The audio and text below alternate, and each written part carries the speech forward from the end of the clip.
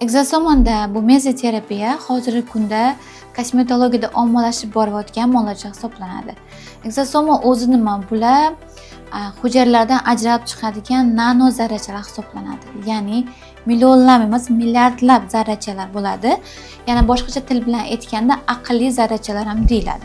Bu nimaga yordam beradi? Ya'ni sizni shikastlangan fermentlarni, hujayralarni davolashga xizmat qiluvchi nano zarrachalar hisoblanadi. Ya'ni sizda agar qarish boshlangan bo'lsa, kollagen sintezi sekinlashgan bo'lsa, kollagen sintezini tezlashtirib beradi. Misol uchun yallig'lanish bo'lsa, yallig'lanishni davolab beradi. Akne bo'lsa, akneni davolab beradi. Pigmentatsiya bo'ladigan bo'lsa, melanositlar kuchini pasaytirib, pigmentatsiyani ochartirishga yordam beradi.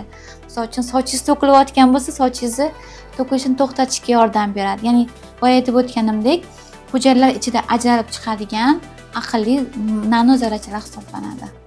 U milliardlab bo'ladi-da, o'sha katta muammo bo'lsa, sho'tga borib, davolab berib qaytadigan muolaja hisoblanadi. Birinchi muolajani o'ziyoq natijani sezasiz. Agar siz muolajani 3 martadan 4 martagacha olsangiz, ishonch bilan ayta olaman, yuzingizda yoki sochingizda muammo bo'ladigan bo'lsa, o'sha muammoni hal qilib bera oladi. Muolajani 4 marta olsangiz 1 yilgacha yetadi. Yuzda dog' muammosi bor, qarish, ajinlar boshlangan patsientlarda sinab ko'rganman, soch to'kilayotgan patsientda sinab ko'rganman, soch o'stirgan va undan tashqari chandiqlar bo'ladi-yu, ugridan qolgan chandiqlar ham tekislashga yordam beradi. Ya'ni boya aytib o'tganimdek, yuzingizda qanaqa muammo bo'lsa, terini ichida o'sha muammoni hal qilib beradigan yordamchi nano zarrachalar hisoblanadi. Aqlli zarrachalar hisoblanadi. Ekzosoma muolajasini olgandan keyin o'sha muolajani uzoq vaqtga saqlab turish siri bu uyda dermatologik o'sha ekzosoma qo'shilgan kosmetikalar ishlatish. Men o'sha